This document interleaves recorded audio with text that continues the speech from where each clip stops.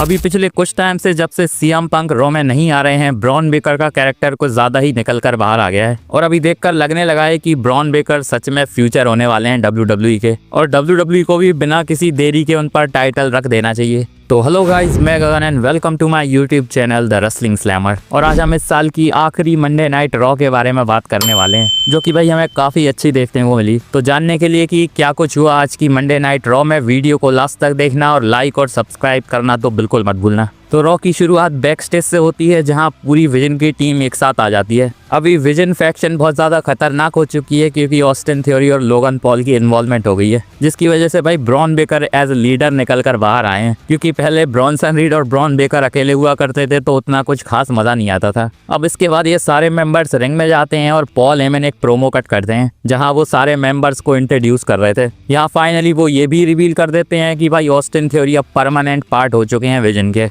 अभी यहाँ Paul Heyman का प्रोमो शायद बहुत सारे क्राउड में बैठे हुए बंदों को पसंद नहीं आ रहा था, इसीलिए यहाँ लाउड सीएम पंक के चैंट्स लगाए जा रहे थे। पर पॉल हेमन सबका मुंह बंद करते हुए कहते हैं कि भाई वो बंदा भी यहाँ हो सकता था, लेकिन उसने विजन की जगह खुद को चुन लिया। इसके बाद ऑस्टिन थ्योरी को माइक दिया जाता है और ऑस्टिन थ्योरी भी तारीफें करते हैं विजन के मेंबर्स की। यहाँ उनका कहना था कि ब्रॉन बेकर फ्यूचर वर्ल्ड हेवीवेट चैंपियन है। अब इसके अलावा वो और कुछ बोलते सीएम पंक की एंट्री हो जाती है और यहाँ वो एंट्री के साथ ही ऑस्टिन थ्योरी से कहते हैं कि भाई तू बहुत जल्दी चाटना सीख गया। पर यहाँ जो एक्चुअल चीज़ उन्होंने बोली थी वो कुछ ज़्यादा ही डार्क हो गई थी। जिसके बाद वो ब्रॉन बेकर से कहते हैं कि भाई तेरे चमचों को भगा, क्योंकि 1-on-1 उन्हें उनसे बात करनी है। अभी ब्रॉन बेकर इतने टाइम से सीएम पंक के बारे में बातें कर रहे थे, लेकिन सीएम पंक को कुछ बोलने का मौका मिला नहीं था अभी तक। जिसके बाद भाई बाकी के मेंबर्स बाहर निकल जाते हैं और रिंग में हमें सीएम पंक और ब्रॉन बेकर अकेले खड़े हुए नजर आते हैं। यहाँ एक प्रोमो बैटल टाइप हमें देखने को मिलती है, जहाँ ब्रॉन बेकर बहुत ज्यादा बोल रहे थे, लेकिन बंदा जो भी बोल रहा था वो बहुत ज्यादा जेन्युइन लग रहा था। यहाँ उनका कहना था कि वो थक चुके हैं कि लोग उन्हें फ्यूचर कह के बुलाते हैं, क्योंकि वो फ्यूचर नहीं है, वो नाउ है। यहाँ वो ये भी मेंशन करते हैं कि एक साल के अंदर अंदर वो मेन इवेंट लेवल के सुपरस्टार बन गए हैं, जो कि अभी तक किसी में दम नहीं था करने का। यहाँ वो सीएम पंक को ये भी बताते हैं कि भाई बैक स्टेज जाकर देख ले, मेरे जैसा अगर बंदा मिल जाए तो। इसके बाद सीएम पंक भी माइक लेकर बोलते हैं कि भाई ये बेल्ट का वजन बहुत ज्यादा है और उन्हें नहीं लगता कि ब्रॉन बेकर संभाल पाएंगे। इसी के साथ इतनी आसानी से वो अपना वर्ल्ड हेवीवेट टाइटल जाने नहीं देंगे। तो यहाँ सीएम पंक को नहीं लगता है कि ब्रॉन बेकर उनसे टाइटल ले पाएंगे और फिलहाल वो क्रेडिबल हैं वर्ल्ड टाइटल होल्ड करने के लिए। अब ये देखकर लग रहा था कि ब्रॉन बेकर को शायद ये बात पसंद नहीं आई। वैसे इस प्रोमो बैटल का यहाँ एंड हो जाता है और सीएम पंक यहाँ से निकल लेते हैं। अब नेक्स्ट वीक हमें इनका मैच देखने को मिलेगा और इसका रिजल्ट बहुत ज़्यादा इंटरेस्टिंग होने वाला है। लेकिन भाई जो भी हो, इनकी फ्यूड WWE ने बड़ी अच्छी बुक कर दी है। इसके बाद स्टेफनी वकार, रकेल रॉड्रिगेज और निकी बेला के बीच में हमें वुमेन्स वर्ल्ड टाइटल के लिए मैच देखने को मिलता है। यहाँ आज रकेल रॉड्रिगेज के साथ लिव मॉर्गन और रॉक्सैन परेज नहीं होने वाली थी। अब बात करें इस मैच की तो लग रहा था कि शायद WWE बहुत कुछ धमाका कर सकती है और हो सकता है भाई टाइटल चेंज भी हो जाए, लेकिन मैच के अलावा ज़्यादा कुछ खास हमें देखने को मिलता नहीं है। यहाँ वैसे जॉन सीना का STF भी निकी बेला ने यूज़ करा था, लेकिन मैच के एंड में हमें देखने को मिलता है कि रकेल रॉड्रिगेज निकी बेला को टजाना बॉम्ब मारती हैं, पर स्टेफनी वकार मूवमेंट का फ़ायदा उठाकर रकेल रॉड्रिगेज को रिंग से बाहर फेंक देती हैं और यहाँ उन्होंने निकी बेला को पिन करके अपनी चैंपियनशिप को रिटेन कर लिया है।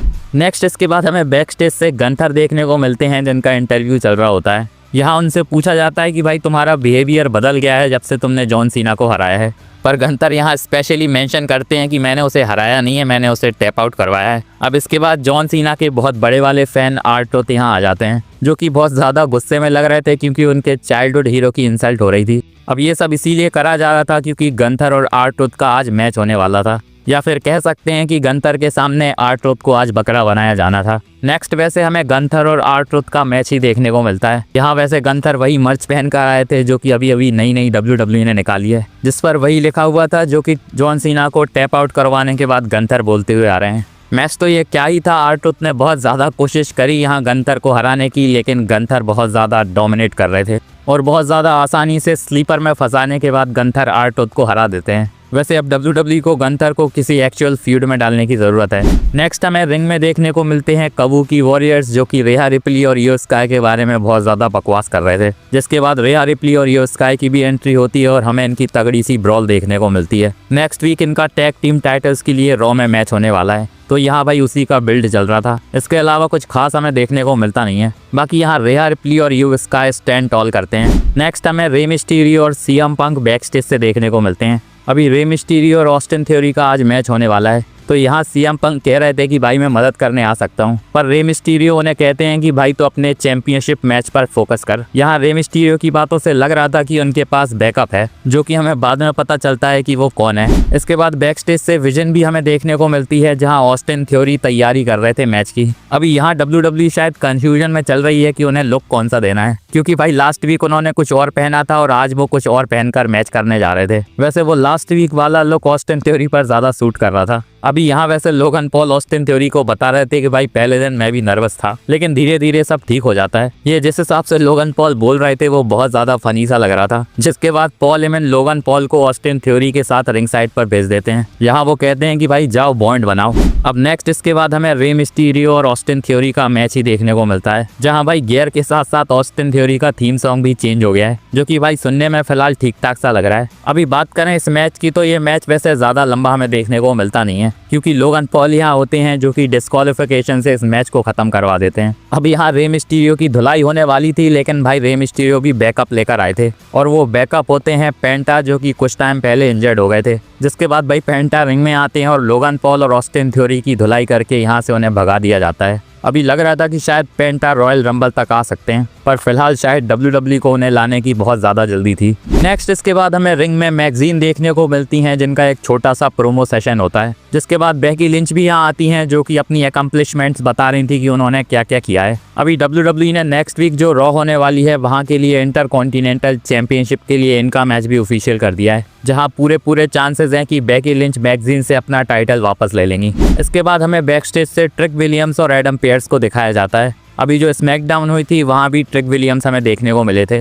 अभी ये तो पता है कि ट्रिक विलियम्स मेन रोस्टर में आने वाले हैं, लेकिन वो स्मैकडाउन में आएंगे या रॉ में आएंगे, यहाँ WWE कंफ्यूजन में डाल रही है। यहाँ वैसे एडम पेयर्स बहुत ज़्यादा डेस्परेट लग रहे थे कि ट्रिक विलियम्स रॉ में आ जाएं। इसके बाद बैक स्टेज से हमें जे ऊसो देखने को मिलते हैं, जो कि बहुत ज़्यादा नर्वस लग रहे थे। यहाँ जिमी ऊसो आकर उन्हें थोड़ा हाइप अप करते हैं, लेकिन जे ऊसो का कहना था कि भाई मैं नहीं चाहता कि मेरी वजह से तू पीछे आ जाए, और वो कॉन्फिडेंट नहीं है कि आज टैग टीम चैंपियनशिप उनके पास आने वाली है। आज वैसे ये टैग टीम चैंपियनशिप वाला मैच हमें रॉ के मेन इवेंट में देखने को मिलने वाला था, जहाँ WWE ने बहुत बड़ा धमाका प्लान करके रखा था, और जे ऊसो भाई उसी की हिंट यहाँ दे रहे थे। इसके बाद बैक स्टेज से हमें जेवॉन एवॉन्स, एजे स्टाइल्स और ड्रैगन ली देखने को मिलते हैं। अभी जेवॉन एवॉन्स की कंफ्यूजन चल रही है कि रॉ में उनका क्या होने वाला है, तो एजे स्टाइल्स और ड्रैगन ली भी उनसे यही पूछ रहे थे। तो यहाँ जेवॉन एवॉन्स बताते हैं कि इसी के बारे में बात करने के लिए एडम पेयर्स ने उन्हें आज रॉ में बुलाया है। इसके बाद वैसे यहाँ एल ग्रांडे अमेरिकानोस भी आते हैं, जिनके साथ हमें ड्रैगन ली, जेवॉन एवॉन्स और एजे स्टाइल्स की थोड़ी बहस देखने को मिलती है। नेक्स्ट इसके बाद हमें मेन इवेंट देखने को मिलता है ऊसोस, एजे स्टाइल्स और ड्रैगन ली के बीच में, और ये मैच टैग टीम टाइटल्स के लिए होने वाला था।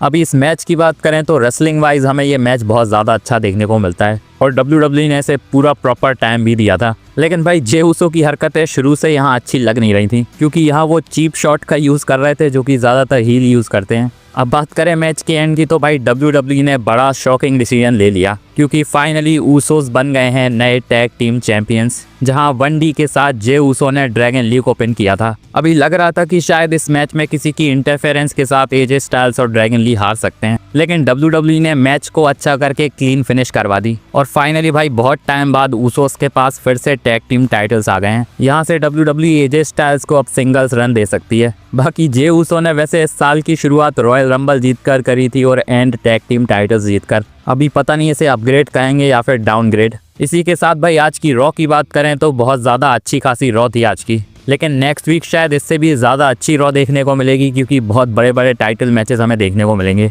इसी के साथ शायद WWE इस वाले एपिसोड को कुछ स्पेशल तरीके से भी बुक करने वाली है। अभी रूमर्स की माने तो एक रिटर्न भी हमें वहाँ देखने को मिल सकता है। बाकी कमेंट में बताओ आपको आज की रॉ कैसी लगी। बाकी मेरी ये वीडियो अच्छी लगी हो तो इसे लाइक और चैनल को सब्सक्राइब ज़रूर कर देना, और बेल आइकन को भी दबा देना, ताकि मेरी वीडियोज़ की अपडेट्स आप तक पहुँचती रहें। मिलते हैं नेक्स्ट वीडियो में, धन्यवाद।